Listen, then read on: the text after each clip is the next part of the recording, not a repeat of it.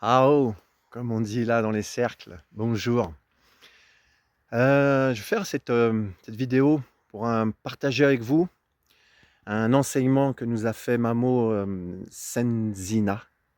Senzina, c'est le guide spirituel de la nation Kogi, qui est très puissant. J'ai fait une vidéo un peu avant où j'en parle et il est vraiment très puissant. Donc on a eu un enseignement hier qui n'était pas prévu durant le cercle. Et je vais vous raconter ça, ce que moi, ça m'a apporté, et l'enseignement aussi. Et Mamo, alors Mamo, je le répète, pour ceux qui prennent la vidéo là, c'est un titre en fait là-bas, et un haut titre. Un haut titre, comme je disais, ce serait l'équivalent pour donner une connaissance d'un Dalai Lama là-bas, quoi. C'est comme ça que je le vois, donc une grande connaissance et un grand savoir qu'il partage. Et il nous invite, là dans les cercles, à vraiment partager la conscience qu'il amène et ce qu'il nous partage avec les frères et les sœurs, parce que c'est important que cette conscience, cette vibration de conscience monte maintenant.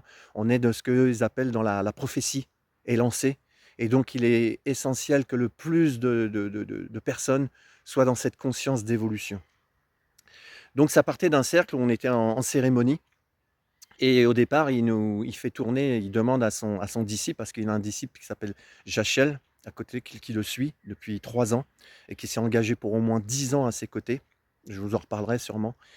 Et donc il lui donne un petit pot, et dans ce pot, il y a du miel et du tabac que Mamo fait lui-même avec des prières, des bénédictions, voilà, ça, qui le charge d'énergie avec. Et je sais qu'il y en a qui ça peut paraître abstrait, mais vraiment, je le savais, mais avec lui, je le vérifie, la puissance de la pensée, des incantations, des bénédictions, de tout ce que ça peut faire.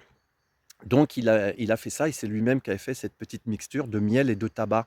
Ça sert à l'ancrage, à la connexion à l'esprit, avoir une parole juste, alignée, et d'être aligné avec soi, avec l'esprit et Pachamama. Donc voilà, il demande à son disciple, à Jachel, de faire tourner ça. Et Jachel nous dit, voilà, c'est pour être connecté à l'esprit et entre nous. Donc il lance le pot, on est une vingtaine en cercle, et le pot tourne, tout le monde prend, et en fait arrive vers la fin, vers le 17e, 18e personne, le pot est presque vide, il y en a plus. Et là, Mamo, il est surpris parce qu'il comprend pas, il savait, il dit qu'il pense. Jachel, qui traduit, nous explique qu'il y en a normalement, il aurait dû en avoir assez. Donc il ressort un autre pot, et pour finir, il donne un autre pot. Et là, ça l'amène à faire un enseignement qui n'était pas prévu sur l'avidité. Et ça a été très puissant parce que ça m'a parlé. Ça m'a parlé, et parce que, ben, moi, dans l'esprit dans lequel j'étais, dans la conscience, ben, j'en ai pris beaucoup. Bon, j'en ai pris une bonne dose sur mon doigt, et parce que je croyais dans l'état d'esprit dans lequel j'étais, que si j'en prenais beaucoup, j'allais être super connecté, quoi. Alors que Mamo, il a expliqué que ça servait à rien d'en prendre plein. Une petite noisette, un tout petit bout, il expliquait, ça suffisait. C'est juste, c'est une question d'énergie. C'est juste le fait d'en prendre un peu, nous reliait à l'esprit, et c'est pas la quantité qui faisait la puissance de la relation, du lien. Donc ça m'a déjà servi, et il nous a expliqué que l'énergie, tout est dans le peu qu'on peut prendre, toute l'énergie est là déjà dans ces bénédictions et dans ces louanges, et tout ce qui les intentions, voilà, chercher le mot, les intentions qu'il a mis dans ce pot, qui nous permettent d'être justement tous en lien. Et c'est parce que ça, lui, il l'a fait avec cette conscience des intentions qu'il met dedans et qu'il nous le partage. Il y a plusieurs pots, donc dans chaque pot, il met des intentions et des bénédictions différentes. Donc selon le besoin qu'il a, il sort tel ou tel pot. C'est très, très, très intéressant à voir. Et puis c'est surtout de la manière dont il partage que je peux ressentir tout le sacré qu'il y a, et la foi qu'il y a dans cela. Et je le découvre de plus en plus. Donc je me suis senti directement concerné. Et là, il nous a fait donc cet enseignement sur l'avidité, et il a parlé des petits frères. Alors pour vous expliquer ce que c'est que les petits frères, eux, ce sont des grands frères, et les occidentaux sont des petits frères. Alors, n'y voyez rien de condescendant dans cette appellation, bien au contraire. Bien au contraire, ils sont en amour comme un grand frère serait un amour d'un petit frère. Et lui, il nous explique que ce sont des petits frères parce qu'ils ne savent pas. Ils sont dans l'ignorance. Ils sont dans l'ignorance de tout l'être vivant, Pachamama, et le respect de Pachamama, du tout le vivant, le minéral, le végétal. Parce que, bien sûr, peut-être certains ne le savent pas, mais moi je le savais. Pour eux, une pierre, c'est vivant, c'est une conscience vivante qui est peut-être pour les humains qui paraît morte, mais en fait, il y a une conscience avec laquelle on peut relationner. Avec l'eau, bien sûr, ça j'en ai un peu parlé. Enfin voilà, avec tous les éléments, eux, ils communiquent et ils ne voient pas ça comme des choses, ce sont des êtres vivants. Et c'est ça qui nous transmet avec sa connaissance. Il a plus de 80 ans, donc lui, il a grandi vraiment isolé. Donc depuis tout petit, il a été initié par ses grands-pères et des sages qui lui ont transmis toute cette sagesse, qui nous, là, l'honneur que je peux avoir, que nous avons d'être à ses côtés et d'entendre ses enseignements. Et donc, il appelle les petits frères, entre autres les occidentaux, ceux qu'ils ne savent pas. Et c'est pour ça qu'il vient en Occident. C'est pour enseigner justement cette conscience et la partager parce que c'est ce qui lui a été demandé par le plus haut. Et il vient avec ça. Donc il appelle les petits frères et il faut le voir comme un grand frère qui viendrait enseigner aux petits frères de prendre soin de Pachamama. Et il le dit, il a cette humilité en plus de dire: «Mais le petit frère m'enseigne aussi pour continuer ma voie». Donc c'est beaucoup d'humilité et on ne peut pas remettre enfin je ne peux pas remettre en question cela parce que je le sens et je le vois et en le côtoyant au quotidien, je vois toute l'humilité de cet homme et surtout tout son amour pour le tout, mais pour chaque être qu'il rencontre et avec qui il est en connexion et c'est très, très touchant de voir la sagesse qu'il a et de l'humilité qu'il a lorsqu'il rencontre une personne et j'ai cette chance de le côtoyer depuis maintenant 6 jours et hier soir, on a passé un moment, l'attention qu'il porte à l'autre, au frère, à la sœur, hermano et hermana, comme il dit, ça veut dire en espagnol, pour ceux qui ne savent pas, c'est sœur et frère et sœur, voilà. Donc il nous a fait ce cours sur l'avidité, donc de l'occidental et de l'homme blanc, donc qui est dans cette prédation qu'il faut tout prendre, on déboise tout. Là-haut, ils savent ce que c'est en Amazonie, on rase tout pour planter, pour faire de l'argent avec les graines le soja, par exemple, pour faire du, du, mmh, du liquide pour mettre dans les voitures, enfin voilà, du carburant, je cherchais le mot. Et et donc, ils voient tout ça, cette déforestation, la pollution et en plus, ça fait pas longtemps qu'il le découvre parce qu'il y a pas longtemps qu'il est au contact de la société. Ça fait que 10, 15 ans vraiment qu'il est vraiment, au contact de la société parce que, bah, il a eu ce titre et il lui a été demandé justement d'aller faire des enseignements et c'est pour ça que maintenant il voyage en Europe pour cela, pour enseigner justement cette conscience et la partager parce que c'est ce qui lui a été demandé. Et donc il a parlé de cette avidité que l'on connaît bien et que bien sûr, qui est destructrice pour la planète et qui est complètement irrationnelle, puisque quand on rentre dans cette conscience, on est en train de détruire ce qui nous nourrit, ce qui nous porte, la terre-mère, Pachamama, et que à long terme, si on continue comme ça, c'est la propre destruction de l'humanité, parce que si tout vrille et si ça ne va comment dire? Ça ne va pas on ne pourra pas continuer. Donc c'est complètement suicidaire dans le système dans lequel on est de surconsommation et de ponctionner sur la planète tout ce qu'elle ne peut plus nous donner. Et donc c'est pour ça que lui qu'il parle d'ignorance et qu'il est là pour enseigner. Et donc, par rapport à cette avidité, ça m'a bien parlé par rapport à cet exemple précis que je vous ai dit, que là, moi, j'ai pris toute cette dose en pensant que et là, j'ai vu ma propre avidité et c'est ça qui m'a touché. Parce que moi, justement, cette avidité de notre système économique que je dénonce et avec lequel parfois ça peut me mettre en colère, c'est voilà, ces gens qui prennent pour faire de l'argent et encore, je ne voyais que ça. Mais je ne voyais pas ma propre avidité parce que moi, ne pensant pas que je suis en train de m'enrichir sur le dos, d'humains, sur les animaux, sur la planète en fait, pour faire de l'argent, pour faire que du profit, sans amour et sans conscience de tout ce qui est pris et volé même, on pourrait dire ça. Je voyais que le gros, voilà, mais je ne voyais pas le subtil de ma propre avidité et qui peut se jouer, voilà, sur un pot de miel où j'en prends plus sans penser que peut-être ça n'ira pas au bout et que je suis dans ma propre avidité.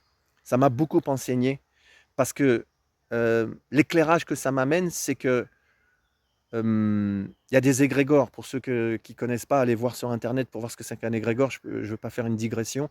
C'est pour rester dans ce que je veux partager et que Mamo nous demande de partager ses enseignements et je suis en joie de le faire et de vous partager, que chacun aille voir sa propre avidité et car parfois, comme pour moi, elle peut être très subtile et se cacher derrière, un paquet de chips par exemple ou j'en prends plus que l'autre et l'autre, le voisin n'en aura pas. Vous voyez? C'est pas simplement voir l'avidité de ce qu'on pourrait dire de nos élites, de milliardaires qui prennent et qui prennent. Ça, on peut le voir facilement et dénoncer ça. Mais si je vois l'avidité et que je la condamne chez l'autre, même si c'est des milliards qui sont faits pour des profits, je porte aussi encore en moi subtilement de l'avidité. J'ai pu le voir grâce à ça et merci. Merci de me montrer ça parce que mon vœu, mon souhait est de continuer à cheminer sur moi, de ma connaissance et, et donc de ne pas nourrir cet égrégore d'avidité. Parce que même le petit fil que je peux, j'observe ça, que je peux entretenir avec cet égrégore d'avidité, ben, je l'alimente encore, même si c'est très peu, je l'alimente aussi. Et mon vœu, c'est de couper avec tous ces égrégores que Mamo nomme négatifs et nourrir que des égrégores positifs qui vont dans le sens de l'évolution et non de l'involution. Donc c'est en ça que je vous le partage de ma propre expérience et que je vous invite par aussi la parole de Mamo d'aller voir sa propre avidité parce que j'ai conscience de ça et je suis sûr que beaucoup d'entre vous en ont conscience que en fait c'est le chemin que je fais moi-même pour, pour être comment dire, le plus en conscience qui aide le plus la planète. Voilà, c'est ce que chacun et chacune fait pour soi qui aide le plus le chemin et non pas en dénonçant ce que font les autres. Peu importe qui c'est, même si c'est quelqu'un qui est énormément dans la prédation et énormément dans le profit, le dénoncer ne fait pas avancer les choses. C'est juste générer de la colère, alimenter par la colère un autre égrégore que l'on nomme la colère. Donc, vous voyez, c'est donc la colère destructrice parce que la colère n'est pas négative. Si c'est une colère saine, c'est-à-dire pour construire quelque chose. Mais si c'est juste pour dénoncer et dire oh, regardez ce qu'ils font, c'est pas bien et ah c'est pas beau, moi je fais pas ça, je jette pas, je pollue pas par exemple aussi la pollution, je jette pas mes papiers dans la nature et tout ça. Ok, mais va voir peut-être autre chose de plus subtil que tu ne vois pas et que le fait de voir quelqu'un qui fait pire que soi peut mettre un voile sur ses propres négativités qui peuvent être, bien sûr, je le dis, très subtiles et que je ne veux pas voir. Et donc, pour moi, ça a été un grand enseignement de voir dans ce petit pot de miel, hein, qui n'était pas plus gros que ça, et large comme ça, ma propre avidité. C'était un grand enseignement. Et je remercie pour ça, ouais.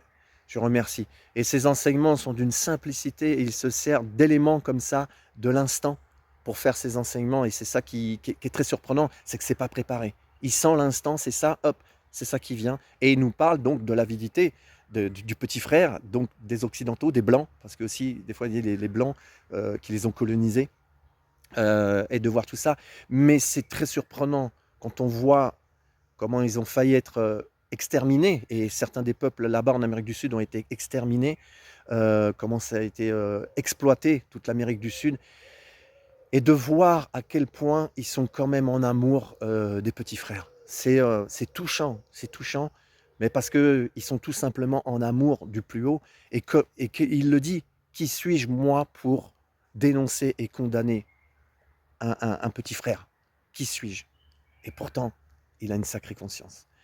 Voilà ce que je voulais vous partager comme enseignement et, et que ouais, c'est très touchant. C'est très touchant et je rends grâce d'aller aller voir encore ces petites particules d'ignorance que j'ai en moi pour continuer de grandir et de cheminer sur la voie de la conscience et de contribuer à l'évolution qui est demandée à toutes et tous pour que notre humanité passe un cap là et qu'on cesse d'être dans cette spoliation de tout le vivant sur cette planète. Et c'est tous ensemble qu'on y arrivera parce que forcément, c'est pas ceux qui nous dirigent et ceux qui font du profit là-dessus qui changeront les règles du jeu. Ça ne peut venir que de la base. Et la base, c'est toi, c'est moi, c'est nous. Voilà. Donc merci si vous avez été jusqu'au bout. Et merci à tout l'espace nature là. J'apprends énormément, je partagerai d'autres choses. Justement, dans la connexion avec le vivant, je referai une autre vidéo pour pas que ça soit trop long. Et parce que là encore, j'apprends tellement dans cette connexion vivant, je vous partagerai ça aussi avec le cœur. Voilà, merci. Merci de merci de me pour tous ceux qui m'envoient des messages, d'encouragement et de félicitations, de joie aussi. Merci à vous et qui me remercient aussi de ces partages et que c'est ça aussi que j'ai envie de partager avec vous. La vie m'a appelé à vivre ça et je rends grâce et gratitude à ça. C'est un cadeau du ciel et j'ai envie de vous le partager avec vous, voilà, avec toutes les grâces de mon cœur. Bis du cœur. Hao.